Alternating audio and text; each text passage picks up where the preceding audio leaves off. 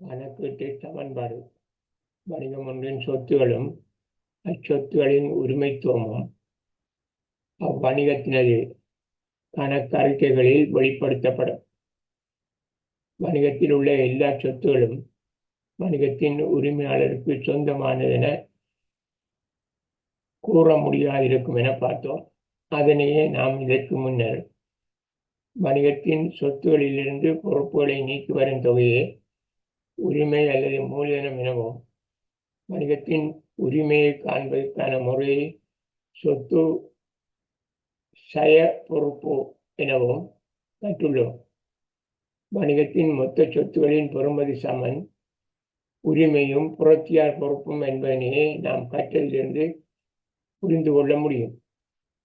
உரிமை அல்லது மூலதனம் என்பது சொந்தக்காரர்களுக்கு உரிமையான சொத்தின் பெறுமதி. பொறுப்பு என்பது மொத்த சொத்துகளில் வெளித்தரப்பினருக்கு உரிமையான பெறுமதி ஆகும். அதாவது வணிகத்தின் எல்லா சொத்துகளும் ஏதாவது ஒரு பிரிவினருக்கு உரித்துடையனவாக காணப்படும். வணிகத்தின் பொறுப்புகளை நாம் கற்கும் போது நடைமுறை பொறுப்பு, நடைமுறை எல்லா பொறுப்பு என கற்றிருந்தோம். பொறுப்புகளில் வங்கி கடன், வங்கி மேலதிகப்பற்று, கடன் கொடுத்தோர், அற்று மின்சாரம், அற்று வாடகை போன்ற பல பொறுப்புகள் வணிகத்தில் இருக்க முடியும் என பார்த்தோம். எனவே சொத்துக்களாக வெளிப்படுத்தப்படும் பெறுமானங்களும் அதற்கு சொந்தமானவர்களின் பெறுமானங்களும் ஒன்றுக்கொன்று சமனானவையாக காணப்படும். இச்சமன்பாடும் தொடர்பினை காட்டுவதற்காக பயன்படுத்தப்படும் சமன்பாட்டு வடிவம் கணக்கீட்டு சமன்பாடு என அழைக்கப்படும். அச்சமன்பாட்டையே நாம் முன்னர் சுருக்கமாக சொத்து சமன் உரிமை சக பொறுப்பு என கற்றிருந்தோம். இப்போது நாம் வணிக கொடுக்கல் வாங்கல்கள் கணக்கீட்டு சமன்பாட்டில் ஏற்படுத்தும் தாக்கங்களை பார்ப்போம். சொத்துகள் சமன் உரிமை சக பொறுப்புகள். இது எளிமையான ஒரு கணக்கீட்டு சமன்பாடு, சுருக்கமான சமன்பாடு. சொத்துக்கள் வேறு வேறு சொத்துக்கள் உள்ளன பார்த்தோம். அதுபோல பொறுப்புகள்லேயும் நடைமுறை பொறுப்பு, நடைமுறை எல்லா பொறுப்பு என்று பொறுப்புகளும் பல உள்ளன. இங்கே இதில் சொத்துக்கள், உபகரணம், நிலையான வைப்பு, காசு என்று 3 சொத்துக்கள் இந்த அட்டவணை, மாதிரி அட்டவணையில் போட்டிருக்கிறோம்.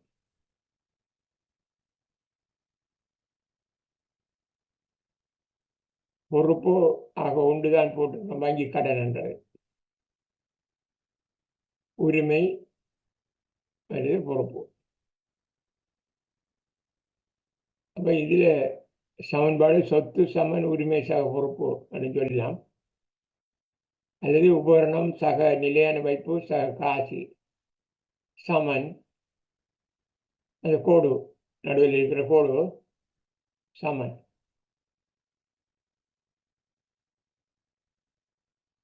உரிமை சக வங்கி கடன். உபகரணம் சக நிலையான வைப்பு சக காசு சமன் உரிமை சக வங்கி கடன். அல்லது சொத்துக்கள் சமன் உரிமை சக பொறுப்பு என்று சொல்லலாம். இது ஒரு மாதிரி அட்டவணை. இங்கே 10 கொடுக்கல் வாங்கல்கள் நடைபெற்ற, வணிகத்தில் நடைபெற்ற 10 கொடுக்கல் வாங்கல்களை நான் இங்கே குறிப்பிட்டிருக்கிறேன். இவை ஒவ்வொன்றும் இந்த கணக்கீட்டு சமன்பாட்டில் என்ன விதமான மாற்றத்தை ஏற்படுத்தும் என்பதை இப்பொழுது பார்ப்போம். முதலாவது கொடுக்கல் வாங்கல் எடுப்போம். உரிமையாளர் மூலதனமாக விட்டது ரூபாய் 5 லட்சம். 5 லட்சம் வணிகத்தில் முதலீடு செய்கிறார், மூலதனமாக போடுறார். போட்டால் வணிகத்துக்கு உரிய காசு பட்டியல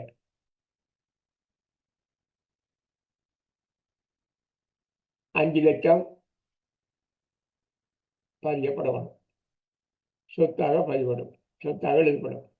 காசு பொட்டிக்குள்ள காசை போட்டால் இதில் சக தான் போடுறோம். காசு பொட்டியிலிருந்து காசு எடுத்தா சய. அப்போ காசு பொட்டியில் காசை போட்டால், அதாவது காசு கூட கூட சகண்டு எழுதணும். காசு குறையுதுன்னா சயண்டு எழுதணும். இதில் உரிமையாளர் மூலதனமாக இட்டது 5 லட்சம். அப்போ இது 5 லட்சத்தை பதிவோம் எழுதுவோம். சக 5 லட்சம், 5 லட்சம். அப்போ இந்த 5 லட்சம் வணிகத்துக்குள்ள இருக்கிற 5 லட்சம் சொந்தக்காரனுடையது. சொந்தக்காரன் வணிகத்துக்கு முதலிட்டது போட்டது. ஆரம்ப தொகை, ஆரம்பமாக அன்றைய அவர் போட்ட தொகை, முதலிட்ட தொகை, அது அவரோட உரிமை. அப்போ அவரோட உரிமைக்குள்ள அதை எழுதணும். அவர் தான் இந்த வணிகத்துக்கு சொந்தக்காரன். சொந்தக்காரன உரிமை 5 லட்சம். அப்போ இதில் சொத்து சமன் உரிமை சக பொறுப்பு, உபகரணம் சக நிலையான வைப்பு சக காசு சமன் உரிமை சக வங்கி கடன். இவ்விடத்திலே சமன் சான்பாடு காசு சமன் உரிமை. இந்த வங்கியின் சொத்து ஆக காசு மட்டும்தான், அது உரிமையாளருக்கு மட்டும்தான் சொந்தம். அடுத்து 2வது கொடுக்கல் வாங்க பார்ப்போம். வங்கி கடன் ரூபாய் 2 லட்சம் பெறப்பட்டது. அப்போ வங்கியில கடன் பெற்றிருக்குது வணிகத்துக்காக. வணிகத்திலே காசு பொட்டிக்குள்ள காசுக்குள்ள செயல்படுவது. அப்போ காசு கூடுது. இங்கே 5 லட்சம் இல்லை, இந்த 2 லட்சமும் சேரும். அப்போ இது 7 லட்சம் ஆக போகுது. இது 2 லட்சம் இதை எழுதணும். சக 2 லட்சம். இது வணிகத்துக்கு உள்ள இப்போ 7 லட்சம் காசு இருந்தாலும் 5 லட்சம் தான் உரிமையாளர் காசு. இந்த 2 லட்சம் புரட்சியா இருக்குது, வங்கியில பெற்றது, வங்கி கடன். அப்போ வங்கி கடன்ன்ற கணக்குல இடத்துல இதில் எழுதணும். வங்கி கடன் 2 லட்சம். இப்போ 2ஆம் தேதி நடந்த கொடுக்கல் வாங்கல் காசு கூடியிருக்கு, காசுன்ற சொத்து கூடியிருக்கு. புதுசாக ஒரு பொறுப்பு உருவாயிருக்கு, வங்கி கடன் என்ற பொறுப்பு உருவாயிருக்கு. 3வது கொடுக்கல் வாங்கல் நிலையான வைப்பு கணக்கொன்று ரூபாய் 1 லட்சம் வைப்பில் இடப்பட்டது. அப்போ நிலையான வைப்பு வணிகத்துக்கு உரிய நிலையான வைப்பு தான் அது. நிலையான வைப்பு கணக்கில் அந்த காசு போடப்படுது, வைப்பில் போடுறாங்க. ஆனால் எங்கேருந்து எடுத்து காசு பொட்டியிலிருந்து தான் எடுத்தது காசு, வணிகத்தில் காசு. அப்போ இதில் இந்த இடத்துல காசு குறையுது 1 லட்சம். எடுத்து கொண்டு போய் வங்கியில் போடப்படுது. இதை எடுக்கிற நேரம் இதோட உழப்புல 1 லட்சம் கழிக்கிறோம் சய. நிலையான வைப்புல அந்த 1 லட்சம் கூடுது. நிலையான வைப்பு என்ற சொத்து கூடுது, சக 1 லட்சம். அப்போ இந்த 3வது கொடுக்கல் வாங்கலுக்கு ஏற்பட்ட விளைவு நிலையான வைப்பு என்ற சொத்து கூடியிருக்கு, காசு என்ற சொத்து கூடியிருக்கு, குறைஞ்சிருக்கு. காசு என்ற சொத்து குறைஞ்சிருக்கு, நிலையான வைப்பு என்ற சொத்து கூடியிருக்கு. இது விளைவு தான். ஒரு சொத்து குறையுது, ஒரு சொத்து கூடுது. காசு சொத்து குறையுது, நிலையான வைப்பு சொத்து கூடுது. அடுத்த 4வது கொடுக்கல் வாங்கல பார்ப்போம். கணனி பழுதுபார்த்தல் மூலம் பெற்ற வருமானம் ரூபாய் 80,000, 60,000. கணனி திருத்திருக்காங்க, திருத்துற நிறுவனம் போல அந்த வணிகம். அப்போ வணிகம் கணனி அவங்களோட கணனியை திருத்திருக்கு. திருத்தினதில் 60,000 ரூபாய் காசு கிடைச்சிருக்கு, வருமானம் இது. அப்போ இதுக்குள்ளே போடணும், காசு போட்டிக்குள்ள அந்த காசு போடும். 60,000 காசு சேரும். சக 60,000. இந்த 60,000 இந்த வணிகத்துக்கு வருமானம். இது வணிகத்தில் வருமானம், இது உழைச்ச காசு. அவன் வணிகத்தில் வருமானம் உரிமையாளருக்கு தான் சொந்தம். அப்போ உரிமையோட கூட்டணும். உரிமை கூடுது, உரிமையோட கூட்டுப்படும். உரிமை கூடுதல்னா இல்லையும் சக 60,000 உரிமையில் கூடுபடும். சக 60,000 உரிமையில். நாலாவது கொடுக்கல் வாங்குறது. காசு கூடுது, உரிமையும் கூடுது. லாபம் வந்ததால வேற உரிமை கூடுது. காசு பொட்டிக்குள்ள காசு போட்டதால காசு கூடுது. அடுத்து 5வது கொடுக்கல் வாங்கல் பார்ப்போம். வணிகத்தின் மாதாந்த வாடகை ரூபாய் 10,000 செலுத்தப்பட்டது. இப்போ கட்டிடம் வாடகை கட்டிடத்தில் இருக்கிற போல கடை. அப்போ கட்டிடத்துக்கு வாடகை மாதம் மாதம் கொடுக்கணும். மாதம் மாதம் வாடகை கொடுத்தால் காசுப்பட்டியில் குறையும். 10,000 செலுத்தப்பட்டிருக்கு.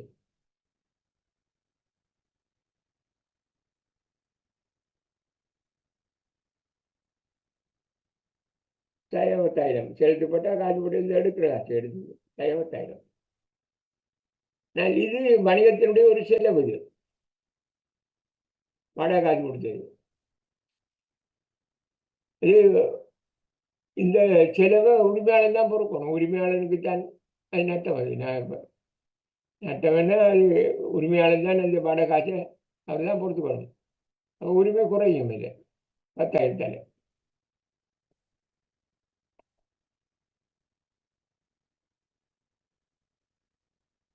அடுத்து 6வது கொடுக்கல் வாங்கலாம். தனிப்பட்ட தேவை கருதி ரூபாய் 20,000 உரிமையாளரால் வணிகத்திலிருந்து எடுத்துக் கொள்ளப்பட்டது.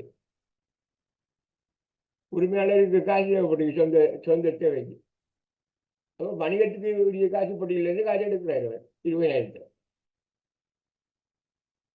அப்போ காசுப்பட்டியில் காசு குறையும் 20,000. எடுத்து தனக்கு தேவைக்கு தண்டை தேவைக்கு தான் எடுக்கிறார். அப்போ அவர் போட்ட காசில் முதலிட்ட காசில் 10,000 குறையும் 20,000. அந்த அவர் எடுத்த காசு எவ்வளவு அவர் உரிமையில் குறையும். இதை சொல்றது முதலாளி பற்றுன்னு சொல்றது. உரிமையாளர் பற்று. காசும் எடுக்கலாம், வாங்க சரக்கு எடுக்கலாம். வியாபாரத்தில் சரக்குலேயே எடுப்பாங்க, காசு எடுப்பாங்க. அது அவர் உரிமை குறையும். எடுத்த சொத்து குறையும். என்னது சொத்து எடுத்தாரோ அது குறையும். காசு எடுத்தா காசு குறையும், சரக்கு எடுத்து சரக்கு குறையும். அதுதான் சாய. உரிமையும் குறையும். ரெண்டும் சாய. காசும் சாய, உரிமையும் சாய. அடுத்து 7வது கொடுக்கல் வாங்கல் பார்ப்போம். உபகரணம் ஒன்று 1,00,000 செலுத்தி கொள்வனு செய்யப்பட்டது. வணிகத்துக்கு தேவையான ஒரு உபகரணம் வாங்கப்பட்டிருக்கு, கொள்வனை செய்யப்பட்டிருக்கு. கொள்வனை செய்யறா வணிகத்துக்கு காசுத்தான் எடுத்து கொடுத்திருப்பாங்க. அவங்க கொடுத்தால் இங்கே காசு குறையும். 1,00,000 ரூபா வரும்போது குறையும். அதில் 1,00,000 குறைஞ்சிடும். சாய 1,00,000. ஆனால் வெளியிலிருந்து உபகரணம் வரும். வணிகத்துக்குள்ள இந்த உபகரணம் வந்து சேரும். வணிகத்துக்கு ஒரு சொத்து உபகரணம். வணிகம் பயன்படுத்துறதுக்குரிய சொத்து அது. அப்போ இதுக்குள்ள அந்த 1,00,000 உபகரணம் சொத்துக்குள்ள எழுதணும். இந்த எழுதணும் 1,00,000. 1,00,000 எழுதியாச்சு.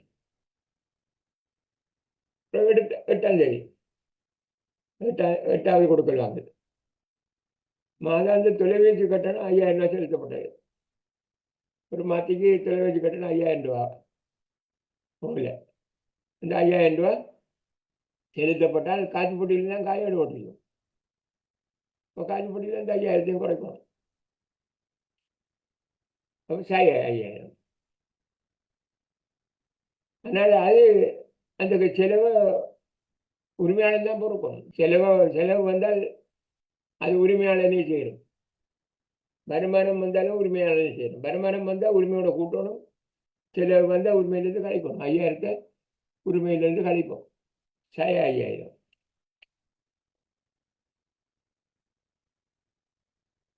அப்போ இந்த 8வது கொடுக்கல் வாங்கலுக்கு காசு 5,000 கொடுது, உரிமை 5,000. காசு 5,000 குறையுது, கூட்டல குறையுது, உரிமை 5,000 குறையுது. உரிமையிலே 5000 குறையுது, காசிலே 5000 குறையுது, உரிமையிலே 5000 குறையுது. அடுத்தது 9வது கொடுக்கணும். மேலதிக முதலீடாக மூலதனமாக ரூபாய் 50,000 ஈடுபடுத்தப்பட்டது. சொந்தக்காரால் முதலாளி அது வீடு கட்டின காசாரிக்கும் கொண்டு வந்து போடுறாரு வணிகத்தில். மேலதிகமாக வணிகத்தில் சேவைக்காக 50,000 சேர்க்கிறார். சேர்த்தா இதை 50,000 கூடும். புது மூலதனம், இந்த மேலதிகமாக முதலும் போட்டுக்காரு. அங்கே பாருங்க, ஆக முதல் 5 லட்சம் போட்டவர் இப்போ 50,000 போடுறாரு மேலதிகமாக. அப்போ இது சக 50,000.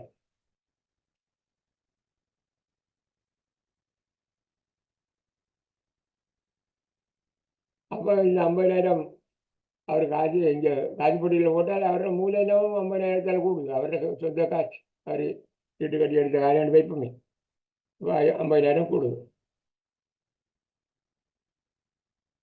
அப்போ மேலதிக மூலதனம் போட்டாருன்றால் உரிமை கூடுது. 10,000 என்றால் அது கழிக்கும். அவர் சொந்த காய் எடுத்த 10,000 கழிஞ்சிச்சு சாய. இது மேலதிக முதலீடு. அப்போ காசுப்பட்டியில் 50,000 காசுப்பட்டிக்குள்ள உள்ளது, உரிமையில் 50,000 கூடுது. 10ஆம் தேதி 10வது கொடுக்கலாங்க. வங்கி கடனுக்காக மீளச் செலுத்திய தவணை கட்டணம் 20,000. வங்கியிலேருந்து கடன் பெற்றுக்கு இந்த வருங்க 2 லட்சம் பெற்றிருக்கு மேலே 2வது கொடுக்கலாங்க. இல்லை அப்போ இதுக்கு மாதம் மாதம் கட்டணம் செலுத்துகிற போல தவணை கட்டணம் 20,000. அப்போ 20,000 செலுத்தப்பட்டால் இது கடன் குறையும். அப்போ இது 20,000. ஆனால் காசுப்பட்டிக்குள்ளேருந்து காய் எடுக்கணும். காசுப்பட்டியிலேருந்து 20,000 எடுத்தால் இங்கே காசு குறையுது 20,000. இதுலேயும் கடன்லேயும் 20,000 குறையும். எனக்கு 2 லட்சத்தில் 20,000 கடன் குறைஞ்சி போச்சு. 20,000 அப்போ 20,000. அப்போ 10 கொடுக்கல் வாங்கலும் இந்த கணக்கிட்டு சமன்பாட்டில் என்ன மாதிரி இடம் பெறுதுன்னு பாருங்க. இதில் காசு கூடுதோ உரிமை கூடுது. இதுலேயும் காசு கூடுதோ 2வது கொடுக்கல் வாங்கலும் பொறுப்பு கூடுது. 3வது கொடுக்கல் வாங்கலுக்கு சொத்து பக்கத்திலே இல்லை. சொத்து பக்கத்தில் நிலையான வைப்பு கூடுது, காசு என்ற சொத்து குறையுது. இந்த மாதிரி ஒவ்வொரு கொடுக்கல் வாங்கலையும் நாம இதில் பதிஞ்சு முடிச்சிட்டோம். கொடுக்கல் வாங்கல இந்த மாற்றத்தை செய்து வந்திருக்குது. ஒவ்வொரு கொடுக்கல் வாங்கலும் கணக்கிட்டு சமன்பாட்டில் என்ன மாற்றத்தை ஏற்படுத்தியதுன்றதை இப்போ பார்க்கலாம். இதனால இறுதி விளைவு, அதாவது 10 கொடுக்கல் வாங்கல் முடிவில் நிலைமை இந்த மாதிரி இருக்கின்ற இதில் இந்த லைனில் பார்க்க போகிறோம். உபகரணம் சக 1 லட்சம். வணிகத்துக்கு சொந்தமான உபகரணம் 1 லட்சம் இருக்குது. வணிகத்துக்குள்ளே இருக்குது உபகரணங்கள். இந்த 10 கொடுக்கல் வாங்கல் முடிஞ்சதுக்கு அப்புறம் நிலையான வைப்பிலேயும் வங்கிக்குரிய வணிகத்துக்குரிய நிலையான வைப்பு கணக்கில் அந்த 1 லட்சம் நிலையான வைப்பு இருக்கு.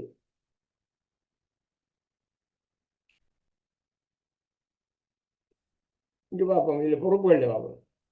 கடன், வங்கி கடன் 2 லட்சம் இருந்தது, 20,000 செலுத்தி முடிச்சிருக்கு. அப்போ 1,80,000 இருக்கும். எடுக்குது வங்கி கடனில் இன்னும் செலுத்த வேண்டியது பொறுப்பு இருக்கும் 1,80,000. இது காசு போட்டியில் இது விளைவு நம்ம கணக்கு பார்த்து எடுக்கும். எப்படி இதில் சக 5 லட்சம், இதுவும் சக 2 லட்சம் 7 லட்சம், இது 1 லட்சம் 6 லட்சம், இது 50,000 சக 6,50,000, இது 10 6,40,000, 20 6,20,000, 1 லட்சம் 5,20,000 அப்படி என்று வந்து எல்லாத்தையும் கணக்கு பார்த்து இவ்வளையும் சகவளையும் கூட்டணும், சேவலையும் கழிக்கணும். கழிச்சால் இந்த தொகை வருது 5,55,000 வருது. சரி, அப்ப இது எவ்வளவு வரும்? இதுல எவ்வளவு வரும்ன்றது இதை கூட்டினாலும் வரும். இதையும் கூட்டினா இதுல வரும், அவ்வளவு வர மாட்டேங்குது. உரிமை நடந்துக்கிட்டு உரிமை 5 லட்சம் இருந்தது, பிறகு 60,000 கூடிருக்கு, பிறகு 10,000 குறைஞ்சிருக்கு, பிறகு 20,000 குறைஞ்சிருக்கு, பிறகு 5,000 குறைஞ்சிருக்கு, பிறகு 50,000 கூடிருக்கு, பிறகு கடைசியாக இறுதியாக இப்போ என்ன இருக்கின்றது இதில் இருக்கும் வரும். இதை நாம் இன்னும் ஒரு முறையிலே கணக்கு பார்க்கலாம். எப்படி இதுவளையும் கூட்டினா சொத்து, மொத்த சொத்து வரும். இதுவளையும் கூட்டுறோம் 5,55,000, 6,55,000, 7,55,000 வருமா? இது கூட்டினா அவ்வளோ வரும் 7,50,000. அப்போ இங்கேயும் கூட்டினா ரெண்டு பக்கமும் 7,55,000 தான் வரணும். என்றால் பொறுப்பு சமன் உரிமை சக சொத்து, இதை 7,55,000 வரணும். அப்போ இதில் பொறுப்பு இருக்கு, பொறுப்பு அவ்வளவும் 1,80,000 இருக்கு. அப்போ இதில் மிச்சம் அவ்வளவு. அப்போ இதிலிருந்து இதை கழித்த உடனே இதில் வரும், அந்த தொகை வரும். அல்லது இது விலையும் கூட்டி வந்தால் சரி. அது எப்படி மாறி வந்தியோ அந்த மாதிரி கூட்டினதை கூட்டணும், சகவை கூட்டணும், சகவை கழித்தா இதில் வரும். இதை அப்படி கூட்டி எடுத்தாலும் வார தொகையும், இது விளைவையும் கூட்டி இதை கழிக்க வார தொகையும் ஒரே தொகை இருக்கும். அந்த தொகை என்னோட வாப்பமே 5,75,000.